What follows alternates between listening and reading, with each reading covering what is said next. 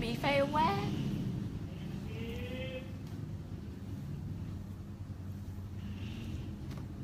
Thank you Nick Fail Words đã gửi tặng cho Quỳnh một cái hộp cực kỳ to luôn, quà của top 30. Và bây giờ Quỳnh muốn đập hộp cùng cả nhà nha, để xem trong đó là gì nha.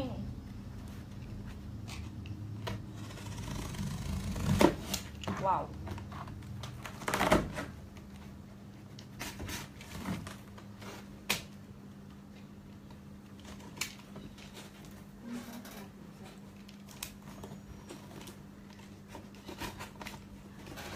Mix.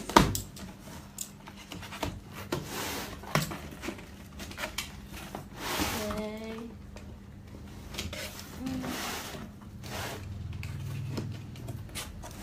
Wow. Yeah, top 30.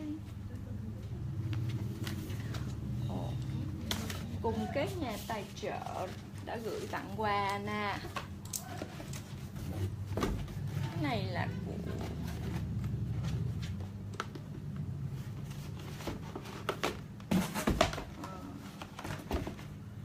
được một. Wow, cái áo đúng ngay màu mình thích luôn. Wow.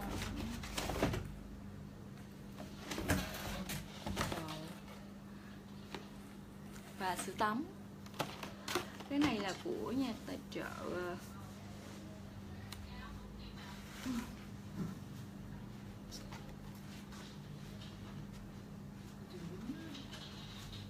Limited.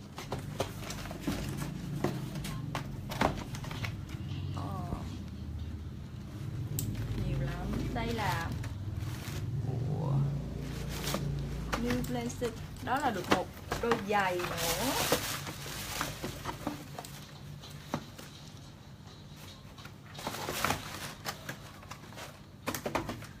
Wow, rất nhiều luôn. Wow, phấn nén của NYX.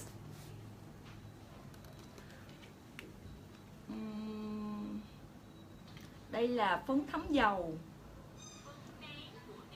công dụng là nền để hút dầu. Wow. Và nhiều quá. Son đủ màu.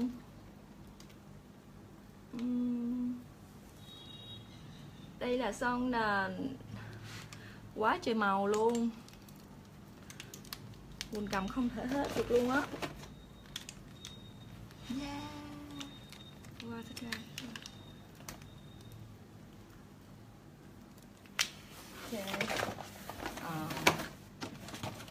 Mình khui thử một cái nha.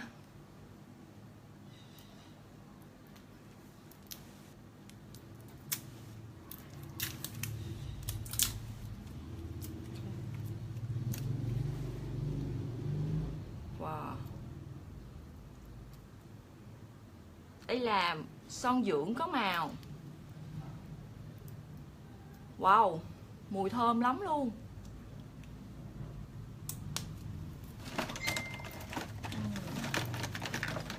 Ok, để đỡ đây nha. Xong.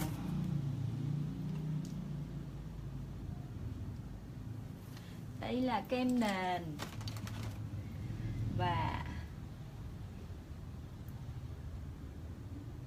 kem che khuyết điểm. Đủ cho cả một bộ mỹ phẩm. Đây là má hồng.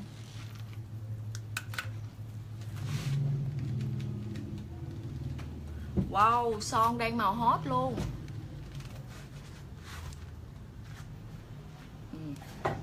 Đây là số 02.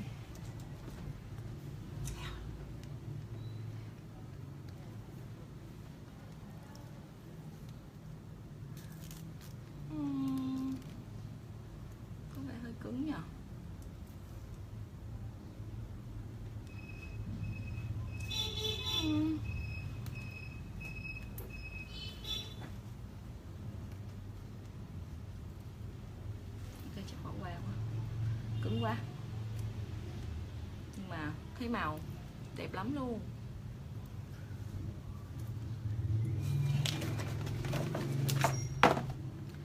Và đây là eyeliner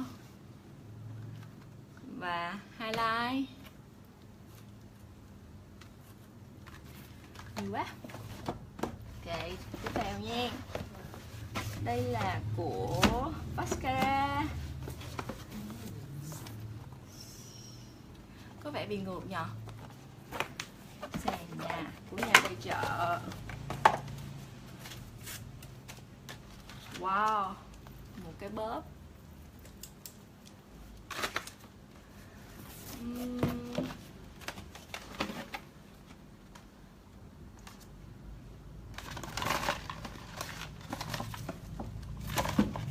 Còn đây là của một nhà tài trợ Summer,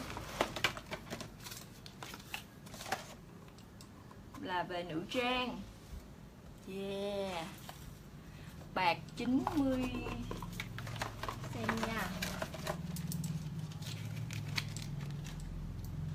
là về bạc 92,5% là bạc.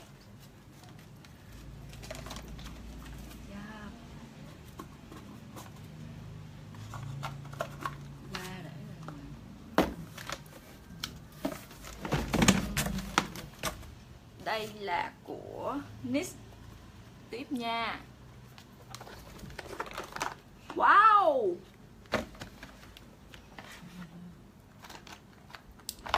nhiều lắm luôn. Son toàn mấy màu hot không luôn á.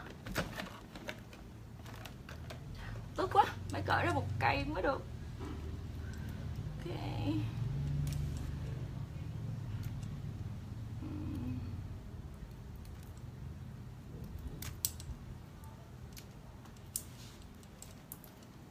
Dạ.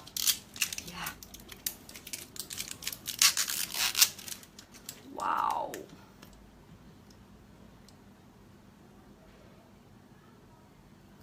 Màu cực đẹp luôn.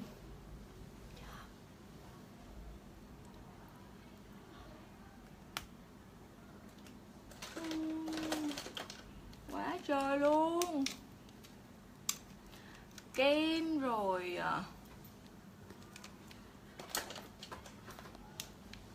nhiều lắm luôn á.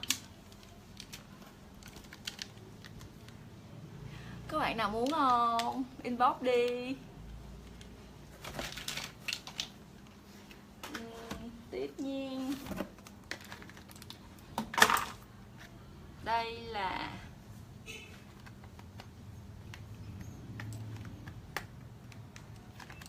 nhiều quá.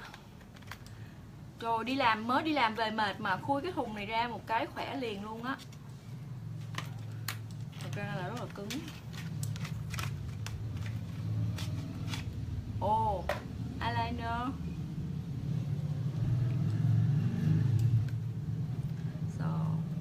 Cái này là kem nền.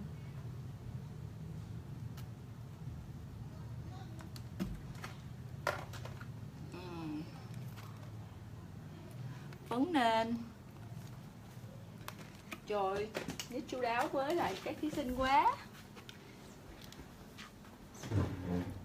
Kem nền một loại khác của NYX nữa. Đây là loại dòng Studio.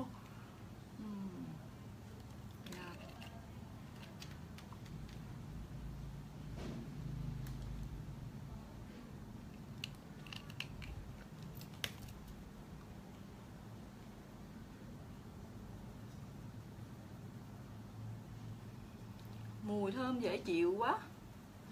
Và đánh cũng mịn nữa.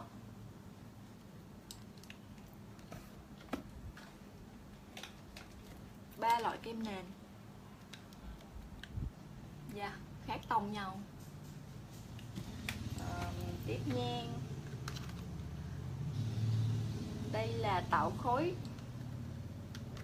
Tạo khối lai sáng. Và tiếp nữa là wow, hợp màu mắt. Rất nhiều màu thời trang luôn.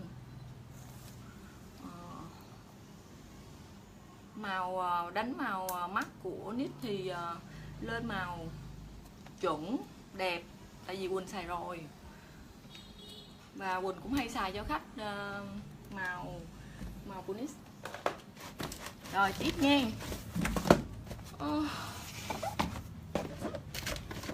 Mai đây một nhà tài trợ khác đây, để Quỳnh xem cái gì nha.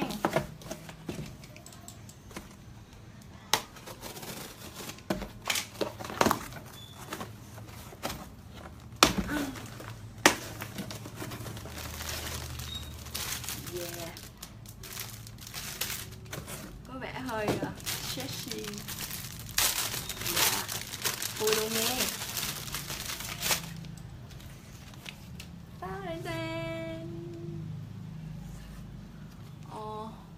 Của một hãng tài trợ Mai Lê.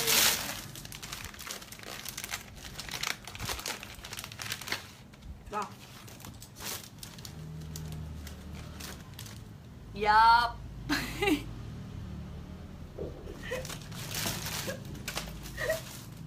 Ok, tiếp nghe.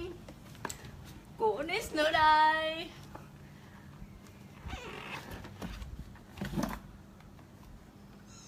Wow, nhiều lắm á.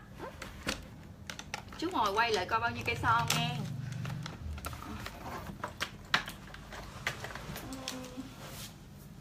Này là tông hồng, tất cả đều là tông hồng hết. Hồi nãy là tông nâu, còn tông nút, còn bây giờ là tông hồng. Yeah, nhiều lắm luôn á. Dự là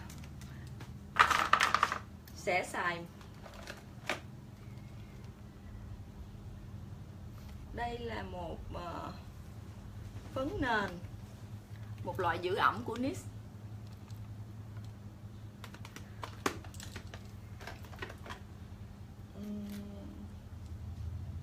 Và đây là màu để kẻ chân mày.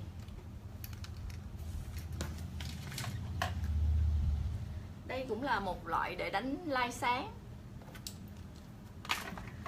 Nhiều quá.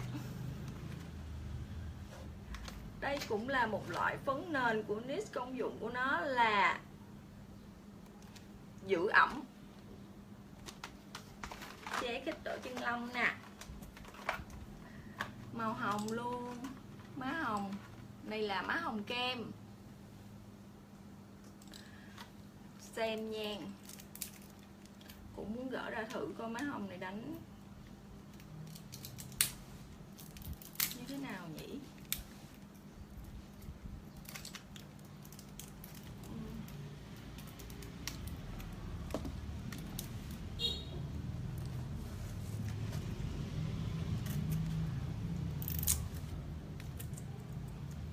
Dạ son nhiều lắm chị Nguyễn Quỳnh Phương Anh.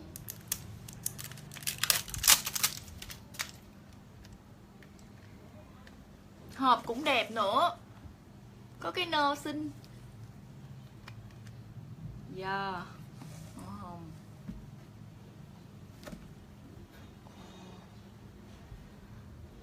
Các bạn ơi, mịn lắm nha. Màu này nếu mà đánh tan ra thì trẻ mịn lắm luôn.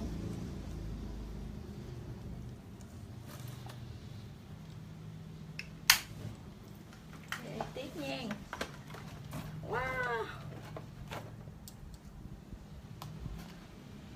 mấy màu luôn, toàn là màu đẹp không. Đây là hộp màu mắt. Và cây này là cây kẻ chân mày luôn nhá. Một loại khác. Đầu chổi mềm nè.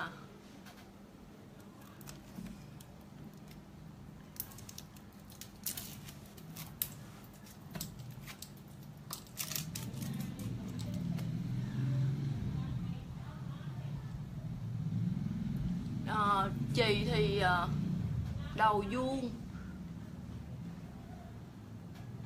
kẻ rất là ngon luôn, tươi. Nhiều đồ để nghịch quá. Tiếp nha.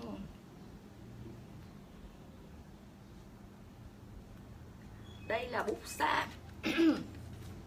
Loại này của NYX là bút sáp để tạo độ bám cho lông chân mày. Wow, cái này dùng có thể chơi trò hóa trang được. Hai cái y chang như nhau nhé.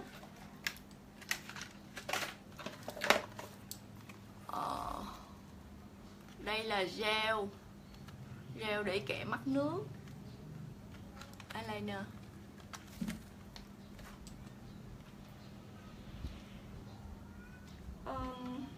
Đây cũng là một loại gel để cho độ bám của chân mày, lông chân mày. Wow, mấy cái này là mấy cái mà Quỳnh cực thích, tại đang muốn nghịch về hóa trang. Ok, xong một đây cũng là một quà tặng của hàng tài trợ thời trang nè, bông tai, hoa tai nè.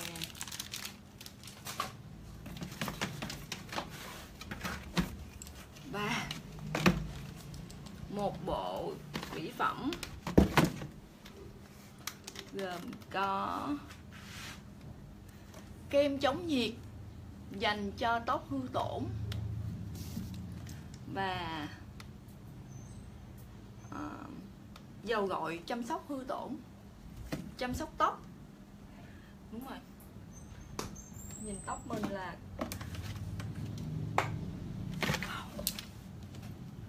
nhiều lắm. Đây là một bộ mỹ phẩm lâu rồi. Yeah. Ok, hết rồi nha.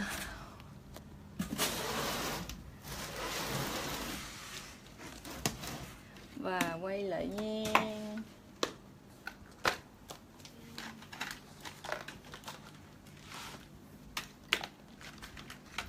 Dự là sẽ xài và nghịch màu, quá trời màu luôn. Son thì cát tông nhiều.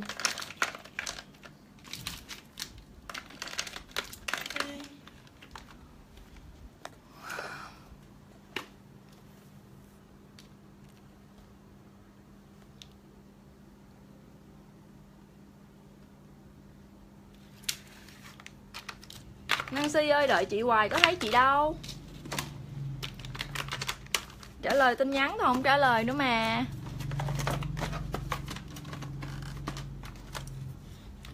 Nè các bạn nhìn coi son quá trời luôn nè. Yeah. Toàn những màu hot.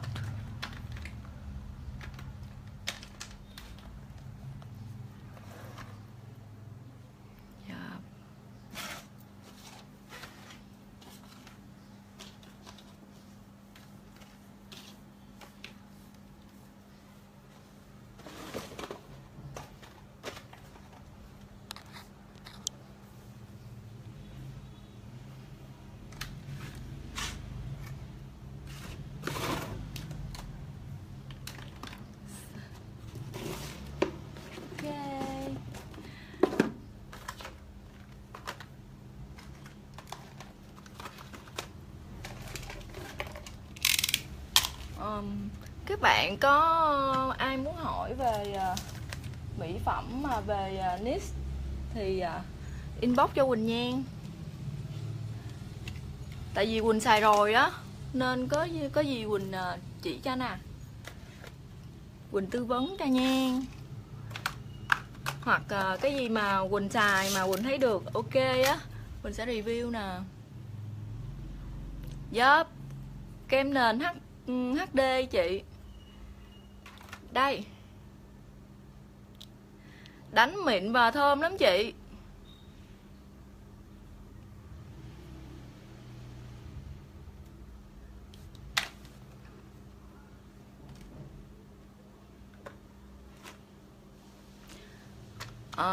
Da em trắng mà Nhi Phan ơi, da em trắng á, nên em sử dụng được mấy tông màu này hết nhá.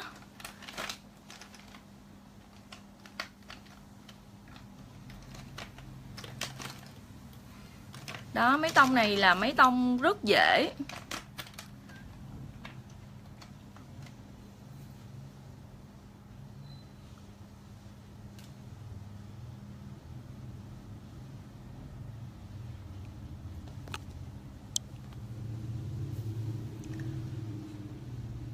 Thảo Đỗ ơi, em có bầu em đi, lâu lâu em đi thì em hãy dùng mỹ phẩm nhá. Mặt mộc đã xinh rồi, nhưng mà NYX xài đã lắm, em xài thử đi. Mấy màu son á. Mà Thảo Đỗ nè, em bình thường em đi chơi em cũng đánh son không mà. Hôm nào qua chị tặng cho một cây đánh thử nha.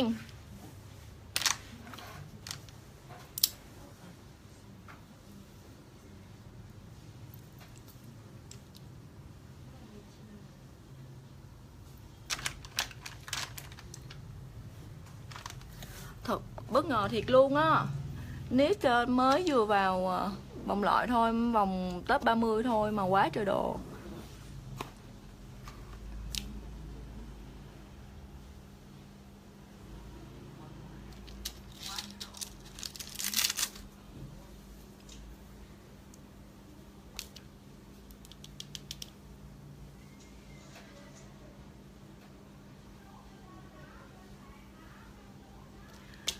Chị mới hay mua mỹ phẩm NYX ở trong mấy cái store đó em, ở chỗ mấy cái store nào cũng có gì chị inbox cho em nha Nhi Phan.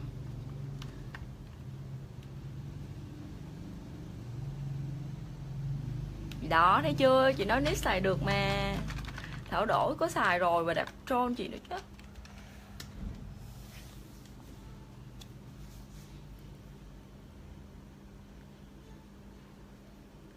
Là son chị đang đánh trên môi chị hả? Hả Lâm Thảo Huyền?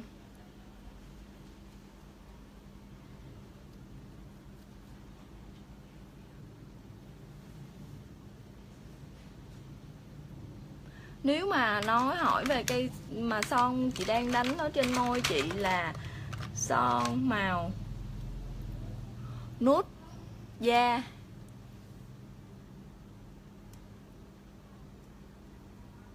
Hello em Nhiên Phan, lâu rồi không gặp hen.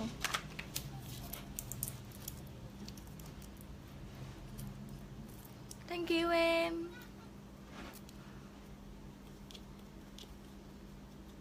Hello anh Từ Sơn, vô đây mua son cho Cảo hả? Vô đây định hỏi son mua cho Cảo hàng.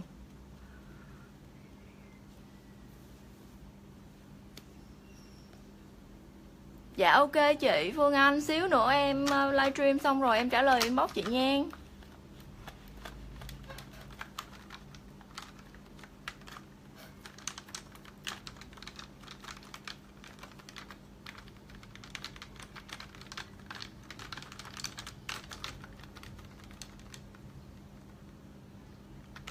Dạ.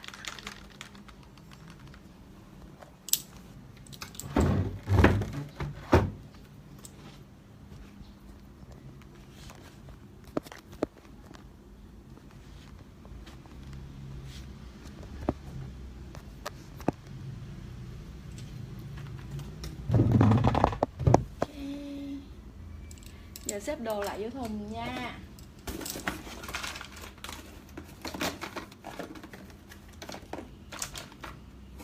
Có ai muốn tư vấn về mỹ phẩm gì thì cứ inbox cho Quỳnh nha.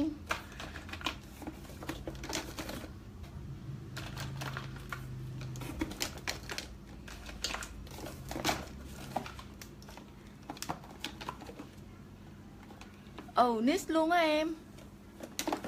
Là nó là màu này chị đang xài dở, còn cây này là cây mới nhưng màu của nó là màu này nè em. Lâm Thảo Huyền. Nó là số 04 nha, SN04.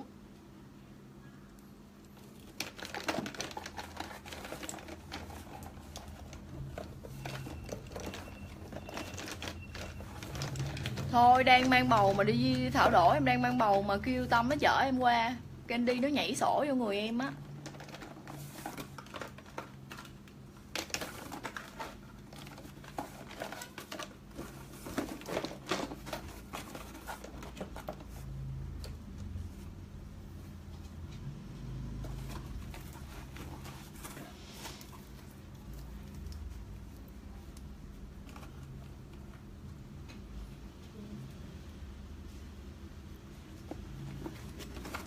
Dạ, để em tặng chị cây, tại quà này em không bán nha chị Phương Quỳnh.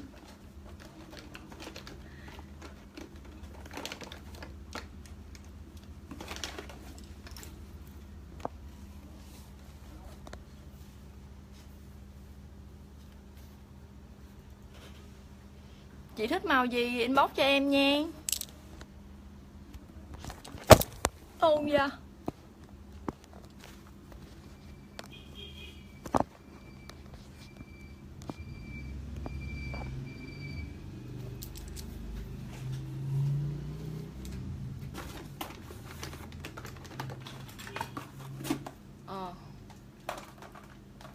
Test thử mấy màu mắt của NYX cho mấy bạn coi nha.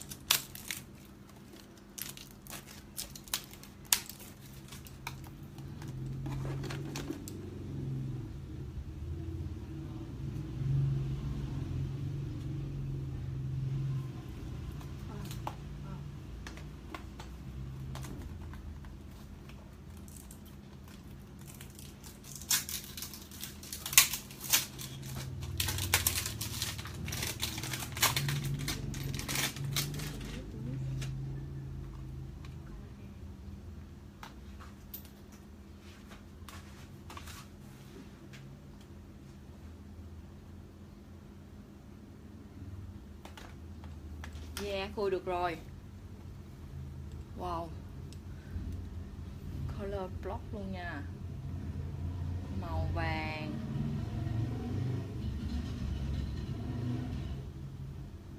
Trước giờ thì Quỳnh cũng hay dùng nhiều màu mắt, nhưng mà NYX Quỳnh hay dùng NYX và của MAC.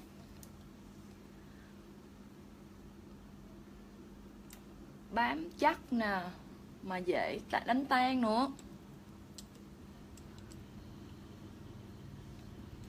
Thử màu có nhũ nha. Này các bạn, nhũ nó lên đẹp lắm luôn, dễ đánh tan nữa.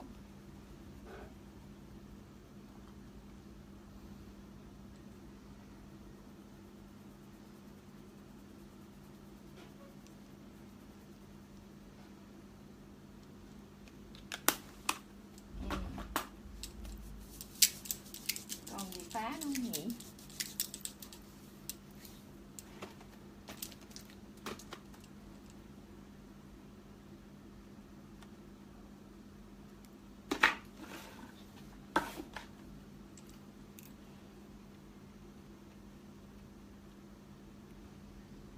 Mắt nước của NYX nhé.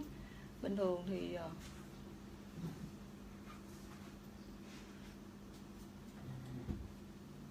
dễ thử luôn nha. Cái cây của NYX đó vẽ mắt nước và eyeliner dễ vẽ lắm các bạn. Đầu nhỏ, dễ tạo nét nữa, mà lại không hay bị khô.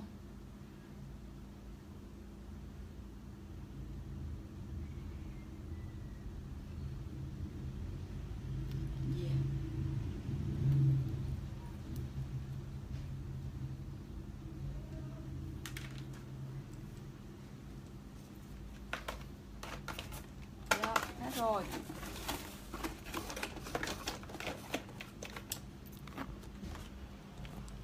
Nha, có ai mà muốn hỏi thì cứ vào inbox cho Quỳnh và Quỳnh sẽ trả lời nha. Ok, bye.